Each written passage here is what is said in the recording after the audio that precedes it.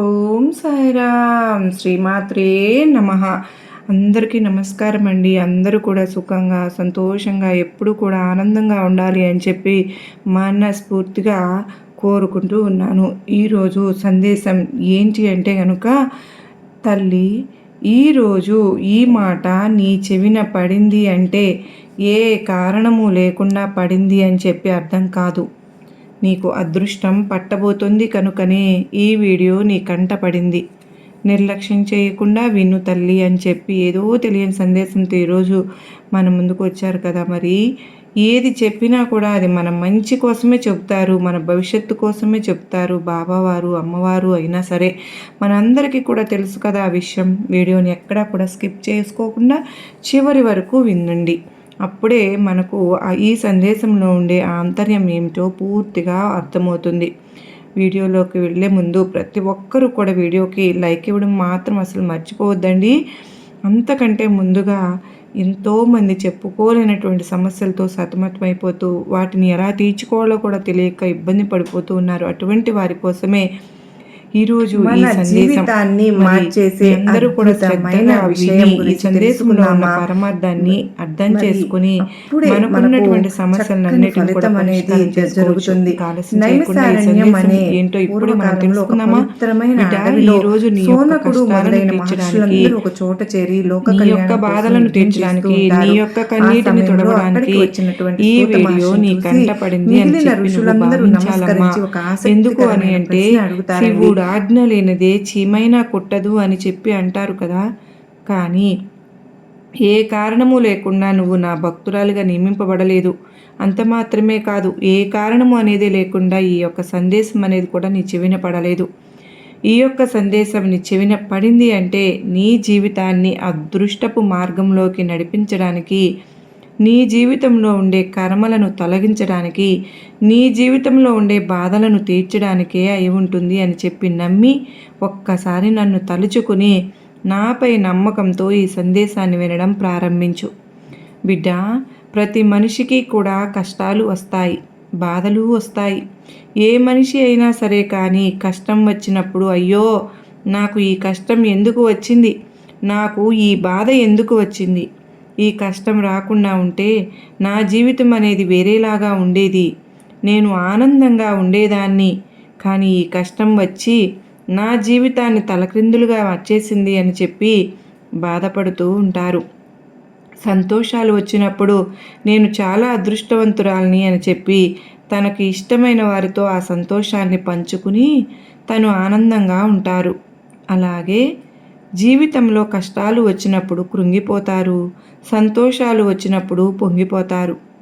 కష్టాన్ని సుఖాన్ని రెండింటినీ కూడా ఒకేలాగా బ్యాలెన్స్ చేసే వ్యక్తి కష్టం వచ్చినప్పుడు పొంగిపోడు, సుఖం వచ్చినప్పుడు పొంగిపోడు. బిడ్డ, అసలు ఏం చెప్పాలి అనుకుంటున్నాను అంటే కనుక ముఖ్యంగా ఇది ఆడవారు తెలుసుకోవాల్సిన విషయం. ప్రతి మహిళ కూడా ఎంతో బలవంతురాలు. ఒక మగ వ్యక్తి కంటే కూడా, అంటే ఒక పురుషుడి కంటే కూడా స్త్రీ మానసికంగా ఎంతో బలంగా ఉంటుంది. పురుషుడితో సమానంగా చాలా వీక్గా ఉంటారు పురుషుడు. ఎందుకు అన్న విషయాలు పక్కన పెడితే కనుక అసలు విషయాలు అనేవి నీకు ఇప్పుడు నేను చెప్తాను. బిడ్డ, ఇప్పుడు నీ కుటుంబంలో ఏం జరుగుతుంది, నీ కుటుంబంలో జరిగేది నన్ను చెప్పమంటావా? చెప్పిన తర్వాత నిజమే ఇదే జరుగుతుంది అని చెప్పి నువ్వు ఒప్పుకున్నట్లయితే కింద అవును ఎస్ అని చెప్పి కామెంట్ చేస్తావుగా. ఎందుకు అని అంటే నీ యొక్క కుటుంబంలో ప్రతి కదలికను కూడా నేను గమనిస్తూనే ఉన్నాను. ఎందుకు ఇంత బాధపడుతున్నావు, ఏమి సాధించాలని ఇంత బాధపడుతున్నావు, ఎవరి కోసం పుట్టావు, ఎవరి కోసం బాధపడుతున్నావు, ఎవరి కోసం చనిపోతావు? ఈ 3 ప్రశ్నలు నిన్ను నువ్వు వేసుకున్నప్పుడు మొదటి ప్రశ్నకు సమాధానం చెప్తావా? ఎవరి కోసం పుట్టావు, ఎవరిని ఉద్ధరించడానికి పుట్టావు? ఇప్పుడు నీ భర్తే ఉన్నారు, నీ మాట వినడం లేదు, నువ్వు చెప్పినప్పుడు సరే అని చెప్తూ ఉన్నారు. తీరా తను చేసే పని తనే చేసుకుంటూ వెళ్తూ ఉన్నారు. నీ మాట పెడచెవిన పెట్టేస్తున్నారు. తను మద్యాన్ని సేవించవద్దు అంటే మద్యాన్నే సేవిస్తున్నారు. తను తన యొక్క స్నేహితులతో తిరగవద్దు, కుటుంబంతో ఎక్కువ సమయాన్ని గడుపు అని చెప్పి నువ్వు ఎంతో కోరుకుంటూ ఉంటే తనేమో స్నేహితులతోనే తనకు సెలవు వచ్చినప్పుడల్లా ఎక్కువ సమయాన్ని గడుపుతూ ఉన్నారు. నీవు పిల్లలు ఇదే ప్రపంచం అయిపోయింది నీకు మాత్రం. నీకు ఇంకా వేరే వ్యక్తి మాట్లాడేవారు ఎవ్వరూ లేకపోవడంతో నీ సంతోషాన్ని బాధని ఎవరితో పంచుకోవాలో అర్థం కాకపోయినప్పటికీ అసలు నీ యొక్క పరిస్థితి నువ్వు తలుచుకొని ఒక్కొక్కసారి ఎందుకు ఇతన్ని నేను పెళ్లి చేసుకున్నానా, ఇతన్ని పెళ్లి చేసుకోకుండా మరొక వ్యక్తిని ఎవరినైనా చేసుకుంటే నా జీవితం బాగుండేది కదా అని చెప్పి నువ్వు అనుకుంటూ ఉంటున్నావు. కానీ విధి చాలా విచిత్రమైనదమ్మా. ఎందుకంటే ఎవరైతే నీ యొక్క నుదిటి రాతలో నీ భర్తగా రావాలి అని చెప్పి రాసి పెట్టి ఉంటుందో నువ్వు ఎంత తిరిగినా, ఎంత వెతికినా, ఎక్కడికి వెళ్ళినా, తిరిగి వచ్చినా కూడా అతనే నీ భర్త అవుతారు. ఎందుకో తెలుసా? ఇదే విధి. కనుక తల్లి, ఇక్కడ నువ్వు నీ భర్త మారాలి అని చెప్పి అనుకుంటున్నావు. నీతో ప్రతి విషయాన్ని కూడా చెప్పాలి అని అనుకుంటున్నావు. నిన్ను సంతోషపెట్టే విధంగా తన యొక్క మాట తీరు ఉండాలి అని అనుకుంటున్నావు. అంతేకాకుండా తనకు వచ్చే లాభాలు నష్టాలు, లాభ నష్టాలు ఏవైనా సరే కానీ, నష్టాలు ఏవైనా కానీ అన్నింటినీ నీతో పంచుకోవాలని చెప్పి నువ్వు అనుకుంటూ ఉంటున్నావు. కానీ అక్కడి నుంచి ఒక్కటి కూడా జరగడం లేదు. కుదిరితే వీలైతే నీ దగ్గర ఉన్న ఒక్క రూపాయిని కూడా అతను లాక్కోవాలి అనే ప్రయత్నం చేస్తూ ఉన్నారు. కాకపోతే ముఖ్యంగా తెలుసుకోవాల్సింది ఏంటి అంటే, నీకు ఇప్పుడు పెళ్ళయి ఒక 2 నెలలు 3 నెలలు కాదు కదా, కొన్ని సంవత్సరాలు అయితే గడిచిపోయింది. ఈ యొక్క కొన్ని సంవత్సరాల్లో నువ్వు తను ఎప్పుడైతే మద్యాన్ని సేవించి వచ్చారో వచ్చిన ప్రతిసారి కూడా గొడవ పడుతూనే ఉంటున్నావు.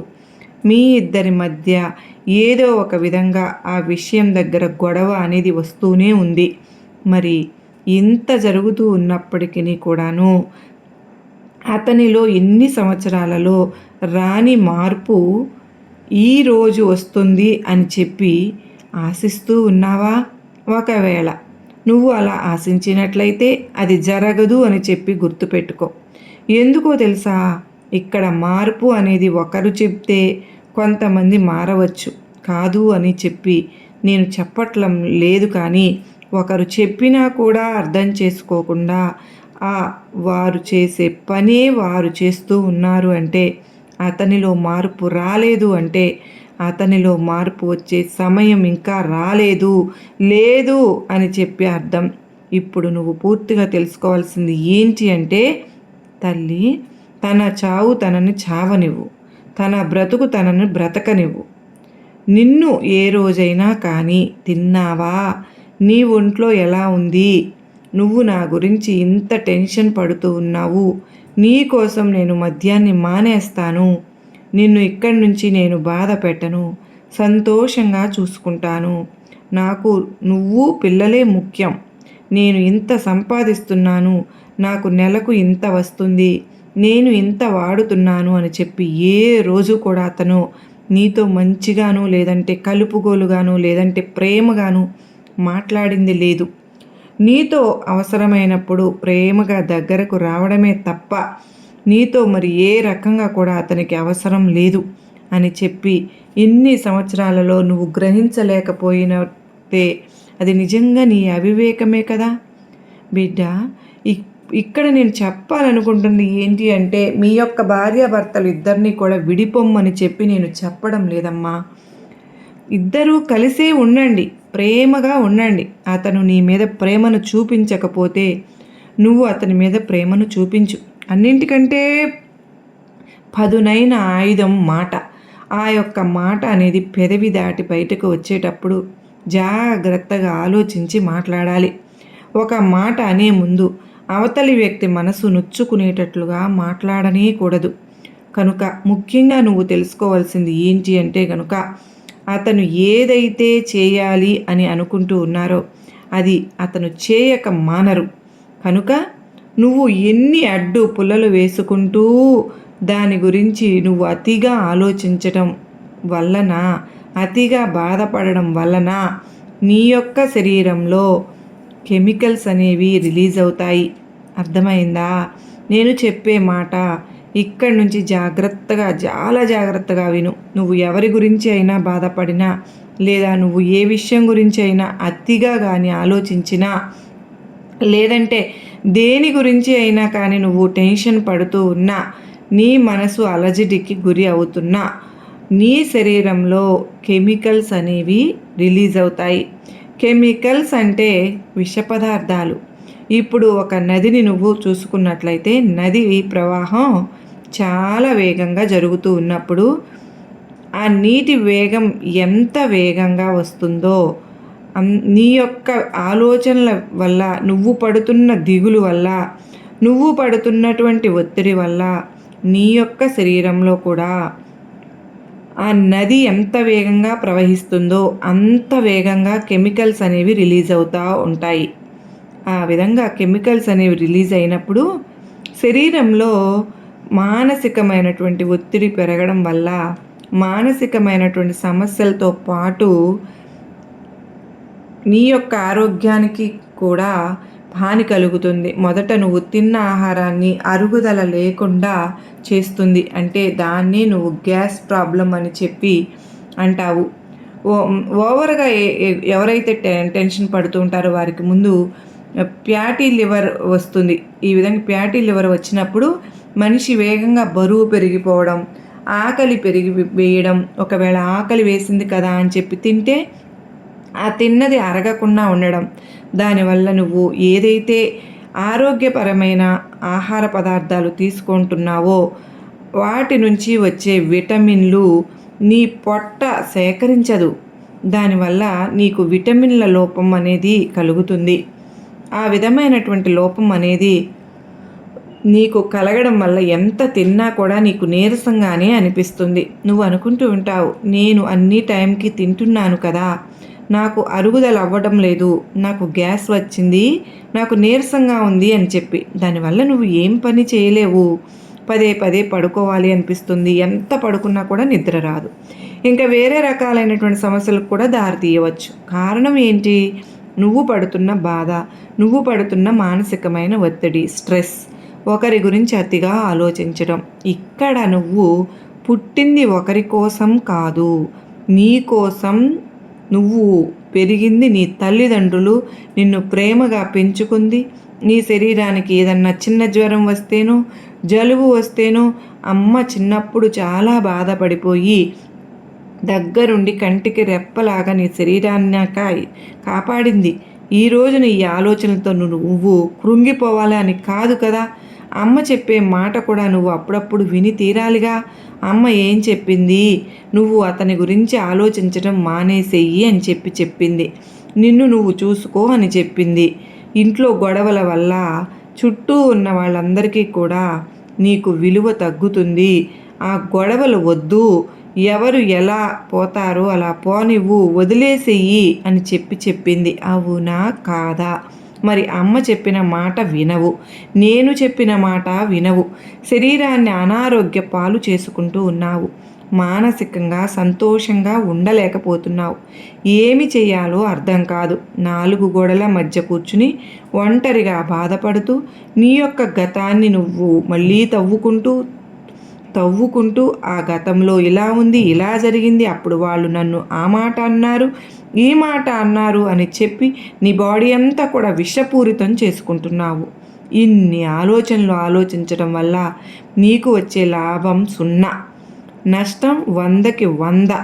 మరి ఏ మనిషి అయినా కూడా లాభాన్ని కోరుకోవాలి కదా తల్లి. మరి నువ్వు ఎందుకు నష్టాన్ని కోరుకుంటున్నావు? నీకు నష్టం అంతా 100కి 100 రావడం అంటే నీకు ఎందుకు అంత ఇష్టం? మరి చేసుకునేవన్నీ నువ్వే చేసుకుంటూ నన్ను ఎందుకు నిందిస్తున్నావు? నాకు సంతోషాలు లేవు, ఆనందాలు లేవు అని చెప్పి అంటూ ఉన్నావు కదా.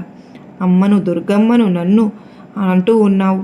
నిన్ను నువ్వు సంతోషంతో ఉంచుకునే మార్గం ఇప్పుడు నీ చేతిలో లేదా? చెప్పు. అతన్ని వదిలేసి చూడు. మరి బాధలు వచ్చినప్పుడు ఆ బాధలు అవి నావి కావా? అతను నా భర్తే కదా దుర్గమ్మ.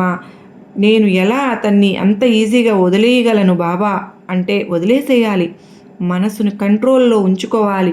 నిప్పు కాలుతుంది అని చెప్పి తెలిసినప్పుడు ఏదో పొరపాటున నిప్పురవ్వ చేతిలో పడితే వెంటనే చెయ్యిని వదిలిచ్చేసి నిప్పురవ్వని కింద పడేస్తావు కదా, మరి అది కాలుతుంది అని చెప్పి తెలిసి నువ్వు దాన్ని పట్టుకుంటే తప్పు నీదే అవుతుంది కదా. ఇది కూడా అంతేనమ్మా.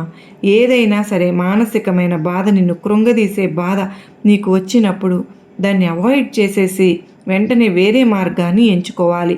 ఆ దృష్టిని మళ్లించుకోవాలి. నీకు సంతోషంగా ఉన్నవైపు అడుగులు వేయాలి. అదే కదా తల్లి జీవితం అంటే. మరి ఒక అడుగు ముందుకు వేస్తేనే కదా కష్టాల నుంచి, బాధల నుంచి, సమస్యల నుంచి మనిషి దూరంగా ఉండి ఆనందంగా బ్రతికేది. ఆ అడుగు వేసే ప్రయత్నం చేయకుండా ఎప్పుడూ కూడా సుడిగుండంలో పడే కొట్టుకుపోతాను అంటే ఎలా చెప్పు? ఆ సుడిగుండంలోనే ఉంటాను అంటే ఇక నువ్వు ఉండిపో. నేను చేయగలిగింది కూడా ఏమీ లేదు. దుర్గమ్మ ఇక్కడి నుంచి అయినా సరే సంతోషంగా నేను బ్రతుకుతాను, ఆనందంగా ఉంటాను అని చెప్పి అంటావా? చెప్పు.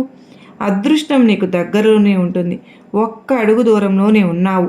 అదృష్టానికి నువ్వు ఆ అడుగు దూరం అనేది నువ్వు వేయకుండా, ఆ సుడిగుండంలో నుంచి బయటకు రాకుండా, నా జీవితం ఇలా అయిపోయింది బాబా, నాకు ఇన్ని బాధలు వచ్చాయి, నాకు సంతోషాలు లేవు అని చెప్పి ప్రతి నిమిషము ఏడుస్తూ కూర్చుంటే ఎలా చెప్పు?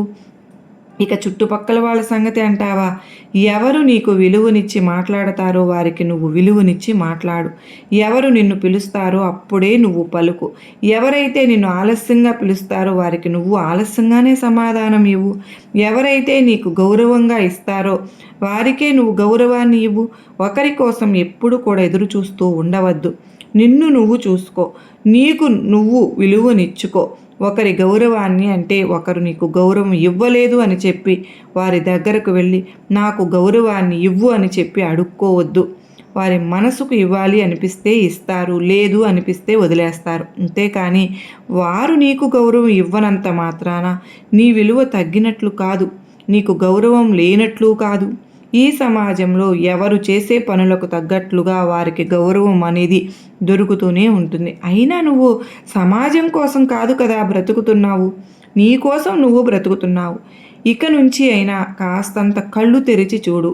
ప్రపంచం చాలా వేగంతో ముందుకు పరిగెడుతూ ఉంది. ప్రపంచంతో పాటుగా నువ్వు కూడా వేగంగా పరిగెత్తలేకపోయినా కనీసం అలా కూర్చోకుండా నడుచుకుంటూనైనా వెళ్ళే ప్రయత్నం చెయ్యి. అలా పడుకోకుండా కాస్త లేచి ప్రపంచం ఎంత అందంగా ఉందో ఒక్కసారి చూసి ఆస్వాదించు. నీ యొక్క ప్రపంచంలో కేవలం నీ భర్త, పిల్లలు మాత్రమే కాదు, నువ్వు కూడా ఉన్నావు. నువ్వే మెయిన్ క్యారెక్టర్ అని చెప్పి నువ్వు తెలుసుకో. అలా తెలుసుకున్నప్పుడే జీవితంలో నువ్వు సగం సాధించేస్తావు. నువ్వు డబ్బులు సంపాదించాల్సిన అవసరం లేదు, ఆస్తులు సంపాదించాల్సిన అవసరం లేదు, ఏవో కోట్లు కూడా పెట్టవలసిన అవసరం లేదు, కూడబెట్టాల్సిన అవసరం లేదు. నిన్ను నువ్వు నష్టం చేసుకున్నా ఉంటే చాలు, నిన్ను నువ్వు ఆరోగ్యంగా ఉంచుకుంటే చాలు, నీ మనసును ప్రశాంతంగా ఉంచుకుంటే చాలు, ఇంట్లో గొడవలు పడకుండా ఉంటే చాలు, ఎక్కడివక్కడ వదిలేస్తే చాలు, నువ్వు సగం సంపాదించినట్లే లెక్క అవుతుంది. అన్నింటికంటే విలువైంది ఆరోగ్యం తల్లి. అలా నువ్వు శ్రద్ధ లేకోకుండా ఆరోగ్యాన్ని నిర్లక్ష్యం చేసుకుంటూ పోతే జీవితంలో ఎన్ని కోట్లు పెట్టినా ఆరోగ్యం తిరిగి రాదు అన్న విషయాన్ని తెలుసుకో. చివరికి ఎవరి కోసం అని చెప్పి నిన్ను నువ్వు ప్రశ్నించుకుంటే రేపు నువ్వు ఈ భూమి మీద ఉన్నా లేకపోయినా కానీ అతను బాగానే ఉంటారు. నీ బిడ్డలే ఈ యొక్క బాధను తలచుకొని ఏడుస్తూ ఉంటారు. నీ బిడ్డలకు ఆ బాధను మిగల్చవద్దు. సంతోషంగా ఉండు.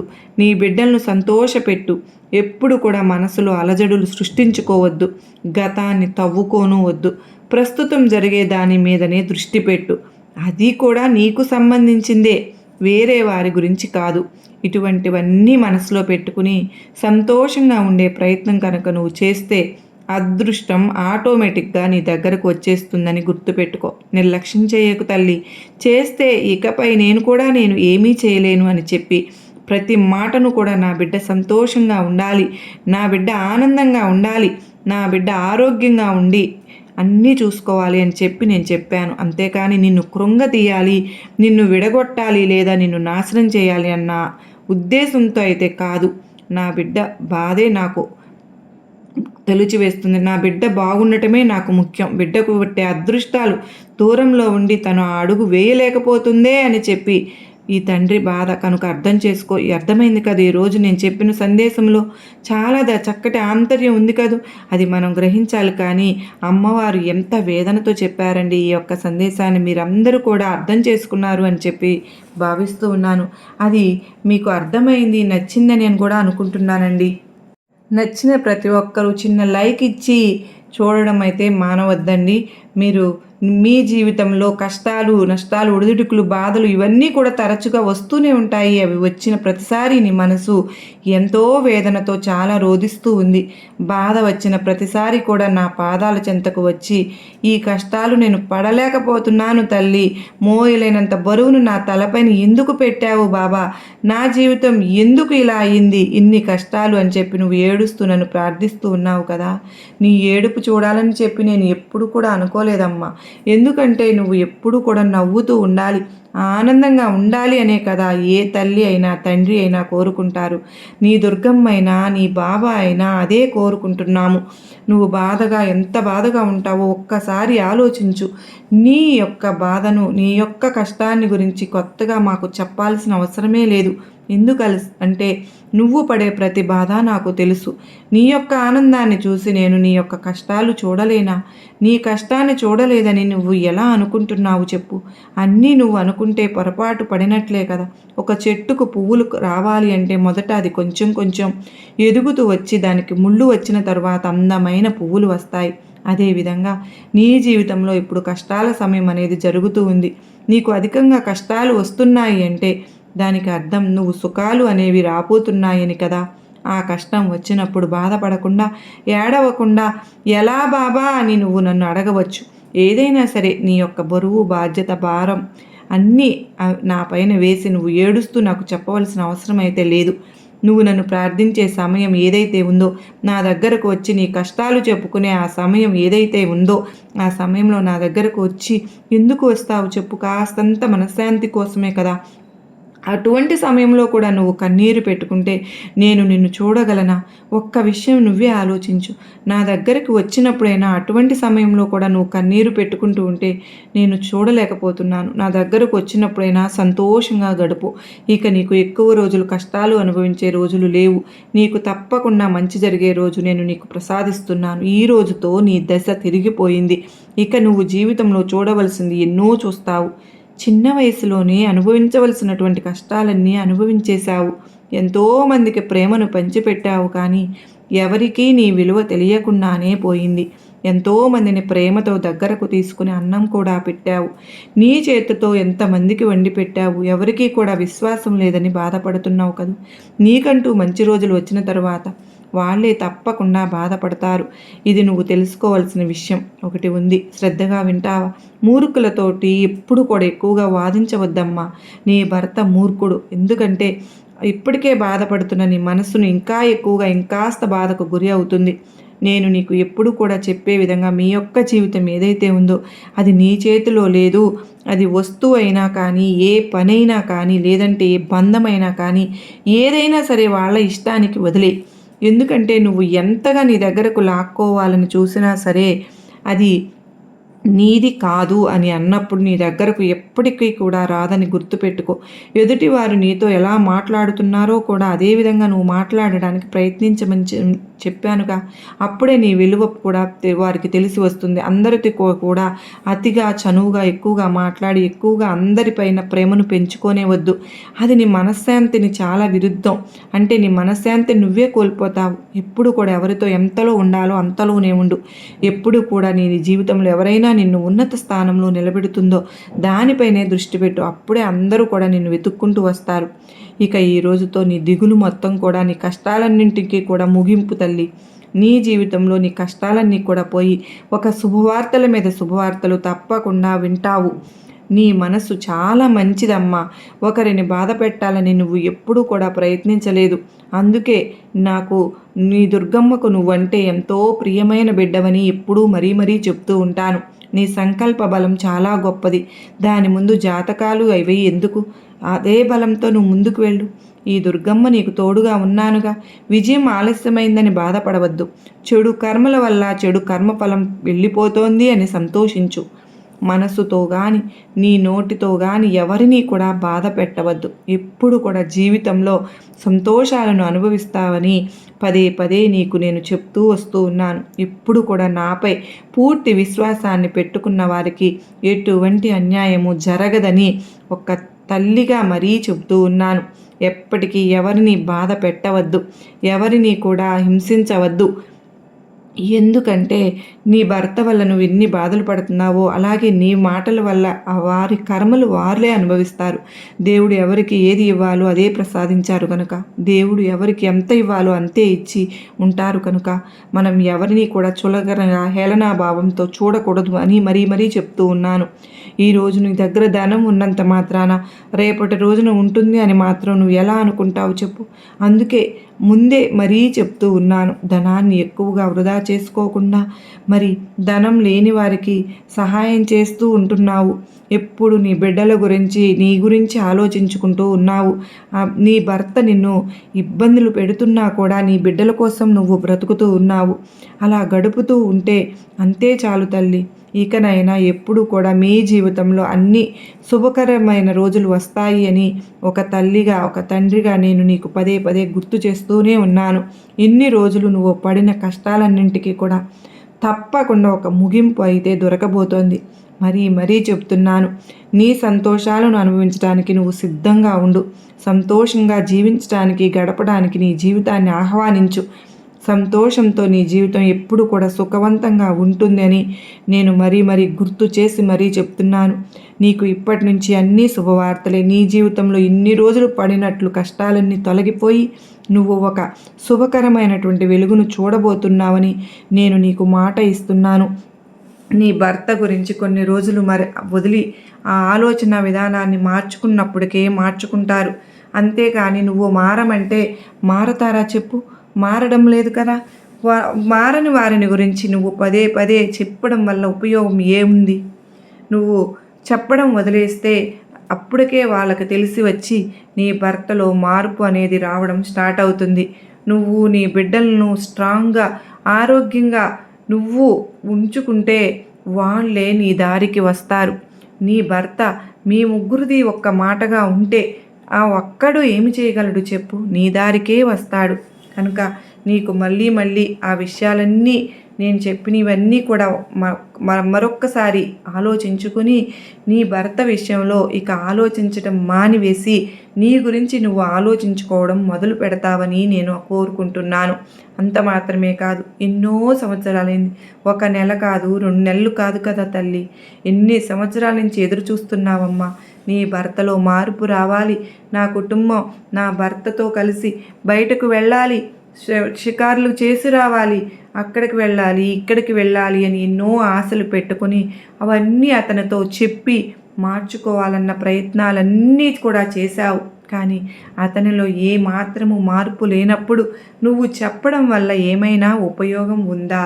ఉపయోగం లేనప్పుడు నీ ఆరోగ్యాన్ని నువ్వు పాడు చేసుకుంటూ అలాగే ఆలోచించుకుంటూ ఉంటే నీ బిడ్డల భవిష్యత్తుకు వచ్చిన ప్రమాదం నీకు అర్థమవుతుందా?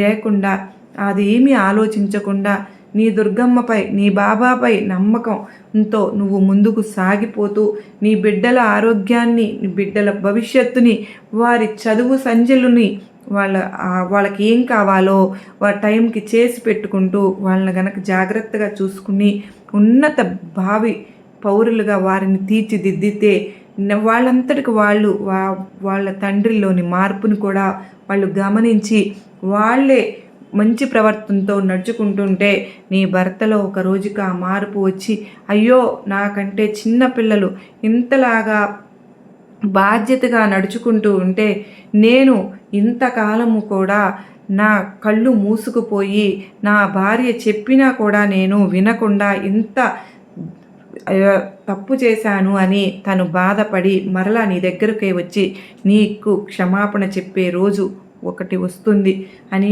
బాగా గుర్తుపెట్టుకో. నీ దుర్గమ్మ చెప్పినా, నీ బాబా చెప్పినా నీ భవిష్యత్తు కోసమే అని గుర్తుంచుకొని జీవితంలో ఆలోచించుకుంటూ అడుగులు ముందుకు వేస్తే మా అనుగ్రహం ఎప్పుడు నీపైనే ఉంటుంది అని నీకు మరొక్కసారి తెలియజేస్తూ ఎంత వివరంగా అమ్మవారు కానీ బాబావారు కానీ మనకు తెలియచేస్తున్నారండి. నిజంగా ఎంత ఆవేదన భరితంగా ఈరోజు మనకు ఆ తల్లి వివరంగా తెలియచేశారు. మరి అమ్మ మాటను మనం గౌరవించి తల్లి మన కోసం చెప్పింది ఆ బాబా ఎంత వివరంగా మన కోసం ఇన్ని విషయాలు తెలియచేసిన విషయాలను మనం ఎవ్వరం కూడా మర్చిపోకుండా అమ్మవారి బాటలో ఎప్పుడు కూడా నడుచుకుంటూ ఉంటే ఆ తల్లి ఆశీస్సులు మన పైన ఎప్పుడు ఉంటాయని నేను మనస్ఫూర్తిగా మీ అందరితో కూడా పంచుకుంటూ ఉన్నానండి. మరి బాబా వారి ఆశీస్సులు, అమ్మవారి ఆశీస్సులు మనందరిపైన నిండుగా మెండుగా ఉండాలి అని మనస్ఫూర్తిగా నేను కూడా కోరుకుంటూ ఉన్నానండి. మరి అమ్మవారు ఈరోజు మనకు ఇంతటి చక్కటి సందేశంతో బాబావారు అందించిన ఈ సందేశంలోని అర్థాన్ని, పరమార్థాన్ని మీరందరూ కూడా గ్రహించినట్లయితే ఈ వీడియోకి ఒక చిన్న లైక్ అయితే ఇచ్చి, ఎవరైతే సబ్స్క్రైబ్ చేసుకోకుండా కొంతమంది మరచిపోతూ ఉన్నారండి, ప్లీజ్ అండి, మీ సపోర్ట్ నాకు ఎంతో అవసరం. అదే చేత్తో హైప్ అనేది వస్తుందండి. ఖచ్చితంగా మీరు హైప్ అనేది ప్రెస్ చేస్తే మన వీడియో మరింత రీచ్ అవుతుంది, మరికొంతమంది బిడ్డలకు రీచ్ అవుతుంది అని చెప్పి మరలా మీ అందరి నుంచి నేను కోరుకుంటున్నాను. మీ అందరి నుంచి కోరుకునేది నేను ఇది ఒక్కటేనండి. ఇంకా చిన్న లైక్ అయితే ఓం సాయిరామ్ అని కానీ, లేదంటే శ్రీమాత్రే నమః అని కానీ, ఏదైనా సరే మీకు ఇష్టమైన మాట కామెంట్ సెక్షన్లో షేర్ చేయండి ఫ్రెండ్స్. మరి మరో చక్కని అమ్మవారి సందేశంతో, బాబావారి సూచనలతో మనందరము కూడా ముందుకు వెళ్ళాలి, మరలా కలుసుకోవాలి అని చెప్పి మనస్ఫూర్తిగా అమ్మవారిని, బాబావారిని వేడుకుంటూ ఉన్నానండి. నిజంగా ఈరోజు బాబావారి అలంకారం చూస్తూ ఉంటే చాలా ముచ్చటగా అనిపిస్తూ ఉంది. ప్రతిరోజు నేను ఇలాగే చేసుకుంటూ ఉంటాను. మీరందరూ కూడా చూస్తూ ఆనందిస్తున్నారని కూడా నేను కూడా సంతోషపడుతూ ఉన్నాను. సర్వే జనా సుఖినో భవంతు.